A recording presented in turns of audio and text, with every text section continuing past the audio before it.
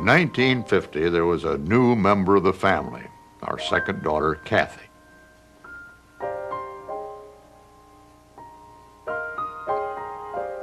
We moved to Washington, and I was doing some reporting for a string of Midwest radio stations. I got a call from Ed Murrow, who wanted me to come to work at CBS. Hello, America.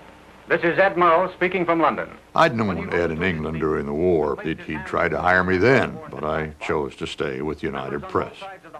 But now that I had a family and a mortgage, when Ed called again offering pretty good money, I thought, well, why not? I figured if things didn't work out at CBS, I could always go back to United Press. Hello, I'm Walter Cronkite. So that was the beginning, anchoring the news and covering the news, first on that CBS station in Washington, and then on the network from New York. President Eisenhower this morning is back at his vacation White House. I remember his first Sunday evening news. And left almost immediately for a round of golf. He went through it just like that, and messed up his name when he came to the end. He said, "This is Walter Cronkite." We thought, well, if he can't even pronounce his name, he doesn't have much future in this business. The climax of the drama was reached when those early days of television had to be about as exciting an assignment as anybody could ever have, any news person. Behind me, you see the course of the Explorer, the American answer to the challenge of the Russian Sputniks. We literally figured out how to do it as we went along. The satellite itself is this part here. In that is packed all of the instruments which are now reporting back to Earth, and will continue to, as we've heard, for perhaps months to come. You have to remember, this was long before the days of mini-cams and instant communications. TV equipment was bulky, and it was temperamental, too. To an old newspaper man, it was like carrying a printing press around on your back all the time. There were no satellites to get pictures from overseas. So we faced quite a challenge in covering the coronation of Queen Elizabeth in 1953. I covered it in London, and we figured out a real Rube Goldberg plan for getting film of that big event back across the Atlantic and onto the air here. We are waiting here at Logan International Airport for the arrival of the first coronation films to be shown in the United States. They are coming in from Goose Bay, Labrador, directly to this point. Well, we've been watching the skies to the north up here. We haven't seen anything yet. Yeah, there he is. There it comes across. Well, there she is. He cut the engine, and that's it. And there goes Tommy Thompson up there to get those films. They built a mini TV studio at the Boston airport to transmit the films that we'd taken in London. And here they go. This is the foot race. I don't know. You got the first one there, Tommy, or do you know? Walter Cronkite reporting from London. Queen Elizabeth II leaves Buckingham Palace through wildly cheering crowds to Westminster Abbey. She's to be crowned Britain's 6th reigning queen. We took cameras where they'd never been before, into the White House, for instance. And this is the diplomatic reception room. Diplomatic reception room used to be a boiler room. This room, Mr. President, is the old kitchen. President Truman was our guide and our piano player. And at one time, we rigged up a live transmission from way out in the middle of nowhere. This is Walter Cronkite, and this is Newsman's Knob on the Yucca Flats. The atomic test site in Nevada. An atomic device of some 15,000 tons dynamite equivalent will be exploded at 5:20 our time. That's 2 minutes and 20 seconds from now. 5, 4, 3, 2, 1, 0. Please stay in your positions until after the shockwave has passed.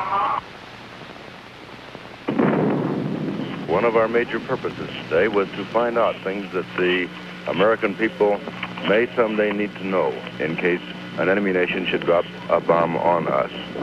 Good evening, everyone. Here is the news from San Francisco. After I'd been around a while, learning the ropes, CBS decided to do a morning show to compete with NBC's Today Show. And they made me the anchor man. It was a news variety program, you know the type, and for a brief time I kind of co-starred with Charlemagne the Lion and some other puppets. I traveled around on a big promotional tour for the show, doing a few things I suppose dignified news people might scoff at. But I also was learning a lot about how broadcasting works.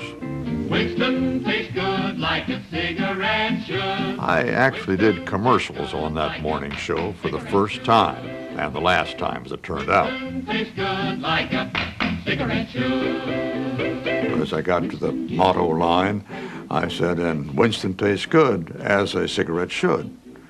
Well, my gracious, the bells lighted up in the control room, and I was summoned over to see the sponsor and the ad agency, a huge meeting. Why did you foul up the motto line? Why did you do that? What were you thinking of? I said, I was thinking of grammar. So you ought to read, Winston tastes good as a cigarette should. When we think of a motto, we like the motto like it is, and you're to do it like that. Which created quite a crisis and ended up with my not doing commercials on television.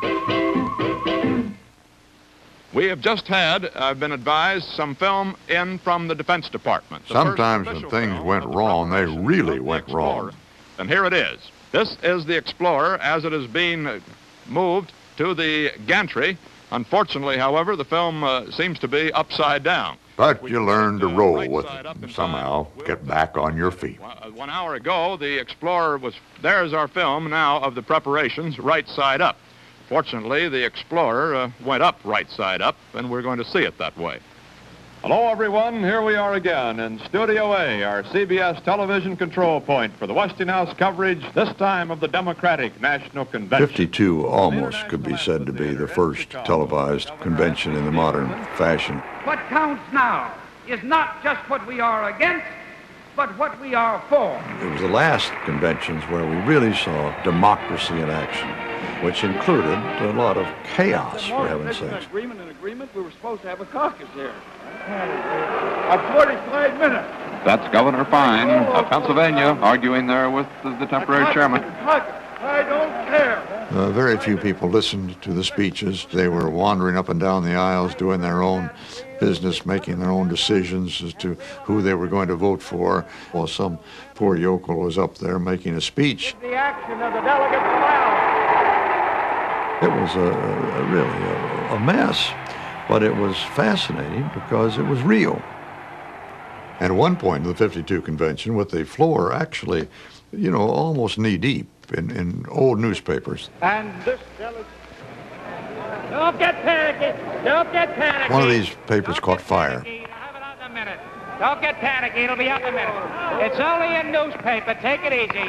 A speaker up on the floor was shouting, "Don't panic, don't panic." Take it easy now. They'll have that newspaper out in a minute. I was going to panic back in our booth, because our booth was back up in the rafters, and where we'd never have gotten out of that hall. All right, it's all out. It's all out. It turned out that a lot of the exit doors had been bolted shut or chained shut as security measures to keep people from obviously getting into the hall. But it could have been a real major disaster. Governor Burns. Mr. Chairman. The governor of South Carolina had been speaking. I want to announce... When he came back, he said, "I want to assure this convention that I did not set that fire." Not set the place on fire.